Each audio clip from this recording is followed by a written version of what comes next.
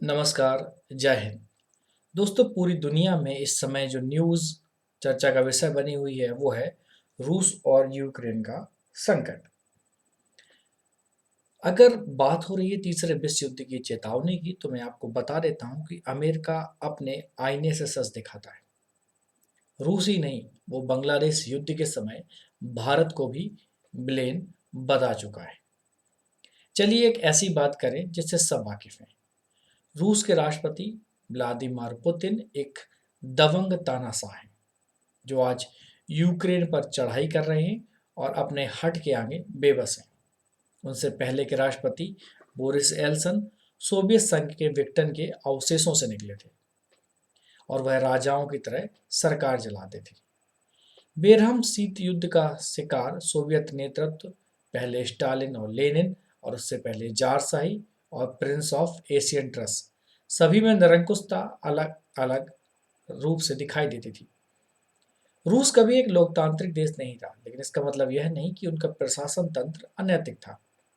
वह दूसरी व्यवस्थाओं से अलग था और यह फर्क शायद सिर्फ रूसियों के लिए मायने रखता था, या कहें उन्हें इस फर्क से कोई फर्क नहीं पड़ता था। लेकिन पश्चिम ने हमेशा रूस को एक अलग ही रंग में पेश किया, एक निर्दयी और निष्ठुर। जैसे कि रॉकी सीरीज आपने मूवी देखी होगी, उसके कैरेक्टर था इवान ड्रेगो जैसा। अमेरिका के राष्ट्रपति और हॉलीवुड के एक्टर रोनाल्ड रीगन तो सोवियत संघ को एक दुष्ट साम्राज्य कहा करते थे। पश्चिम के दोहरे नजरिए के हिसाब से रूसी लोग हमेशा से ब्लेम रहे हैं और पुतिन उस कल्पना का साकार रूप है। यह स्पष्ट रूप से एक बहुत सरलीकृत, सुविधाजनक और एक बनाई हुई धारणा है कि जो जितना प्रकट करती है उतना ही छुपाती भी है। पश्चिम के हाथों पर खून के धब्बे हैं, लेकिन वह उसे बेहतरीन ढंग से ढकना जानता है।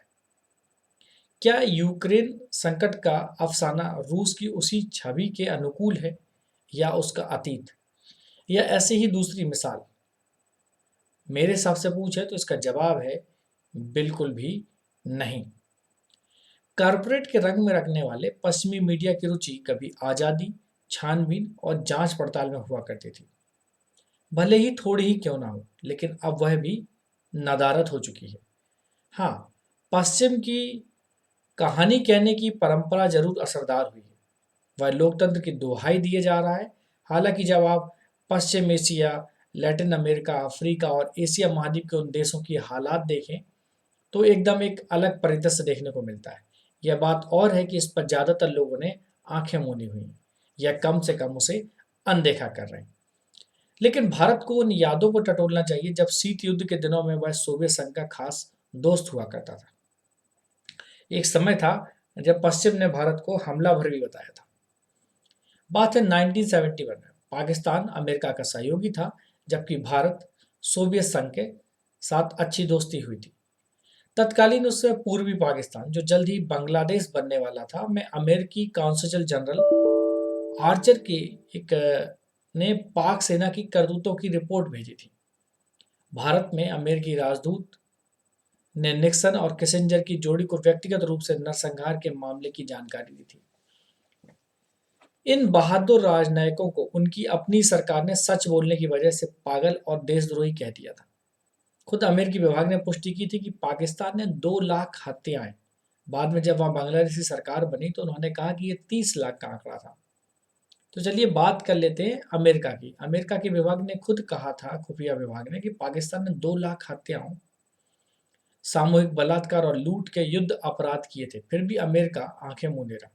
उसने खुलेआम नरसंहार के आरोपियों का साथ दिया, उन्हें हथियार दिए, उनसे नहीं कहा कि वे शांति की बहाली करें या नरसंहार रोकें। उनसे नहीं कहा कि वे चुनावी नतीजों या इच्छा का सम्मान करें। ना ही उन पर किसी किस्म के प्रतिबंध लगाए, जिसका राग आजकल वो खूब अलाप रहा है। चौंकाने वाली बात यह है कि अमेरिकी राष्ट्रपति निक्सन ने तब कहा था कि भारतीयों को सामूहिक अकाल झेलना चाहिए, और उनके मसखरे चाकर कहलाने वाले हेनरी किसिंजर ने मरते हुए बांग्लादेशियों के लिए खून बहाने वालों का मजाक उड़ाया था। इसके बाद अमेरिका ने अपने नौसैनिक जहाज को बंगाल की खाड़ी रवाना कर दिया था और उसका निशाना था भारत, पाकिस्तान नहीं। तमाम अत्याचार, तबाही और जबरदस्त लूट के बीच पश्चिम भारत को हमलावर बता रहा था, जबकि उस मनगढ़ंत कहानी को झूठ साबित करने वाले तब तक तथ्य सामने नहीं आए थे। जब आ गए तो फिर आप जानते ही हैं कि क्या हुआ। अमेरिका बराबर झूठ बेचता है और दुनिया उसे खरीदती है। उसने मुस्लिम वर्ल्ड पर बार बार यह आरोप लगाया कि वह धार्मिक रूप से उन्मादी और आतंक को पोषित करने वाला। इस जोरदार झूठ में यह बात दब गई कि इन चरमपंथियों को पैदा किसने किया। इस जहर को बोने के बाद उसको बिस्वेल में कौन खाद पानी डालता रहा।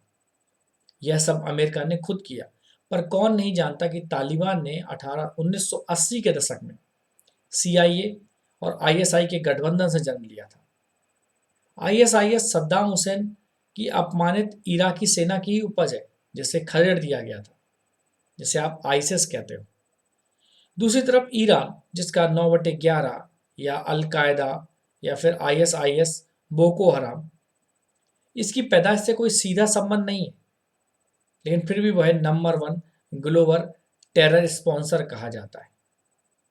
ईरान की उदारवादिता के बारे में ज़्यादा प्रचार नहीं किया गया।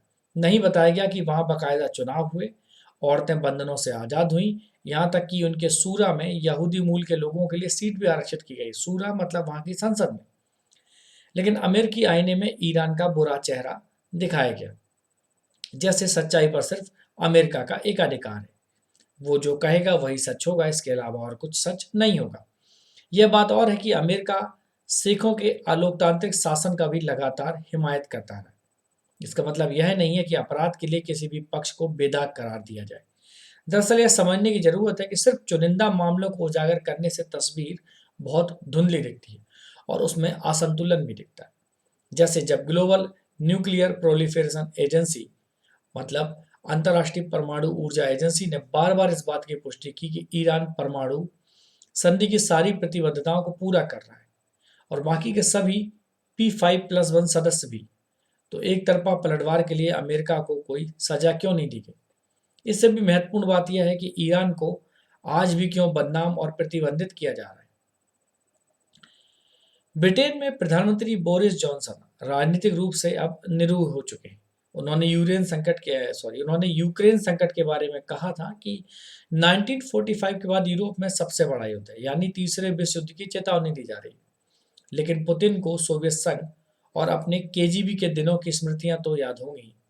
वह उन्हीं रणनीतियों का इस्तेमाल यूक्रेन में कर रहे हैं।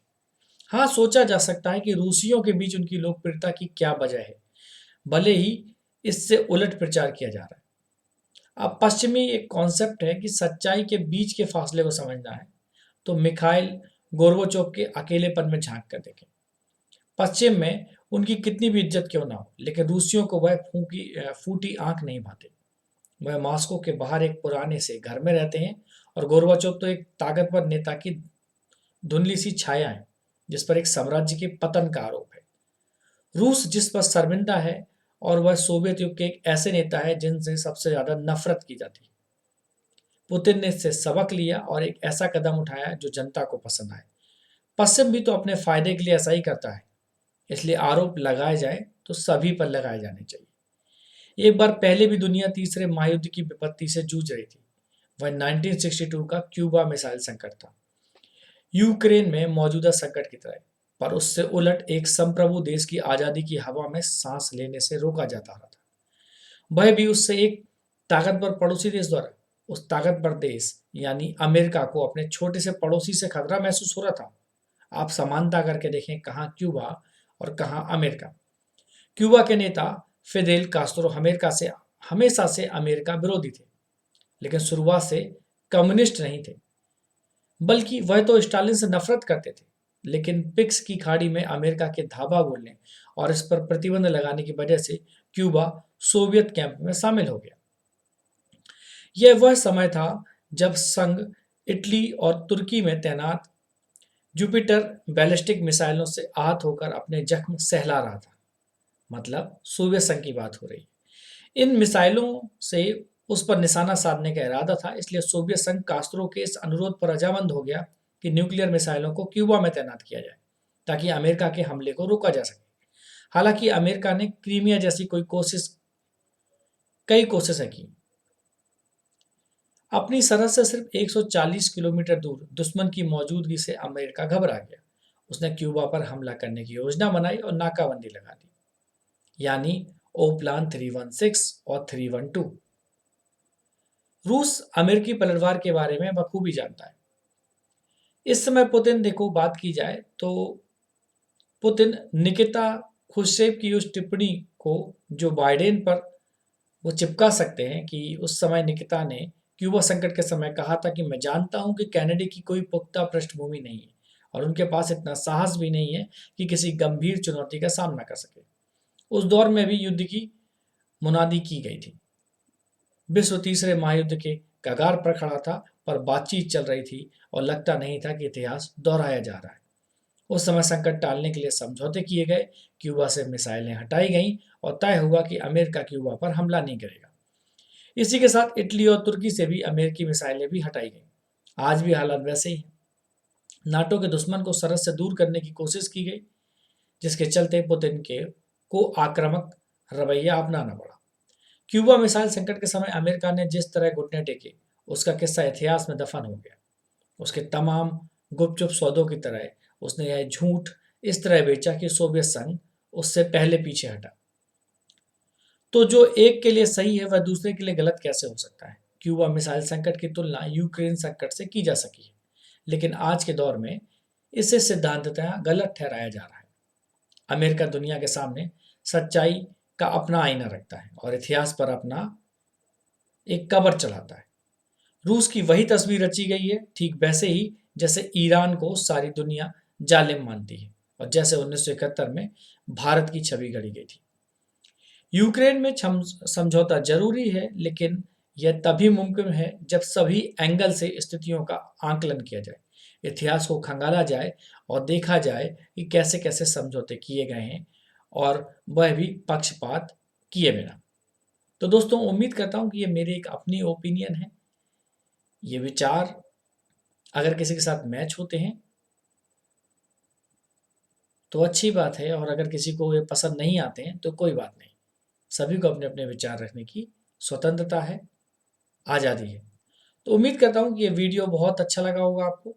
नमस्कार, जय हिंद।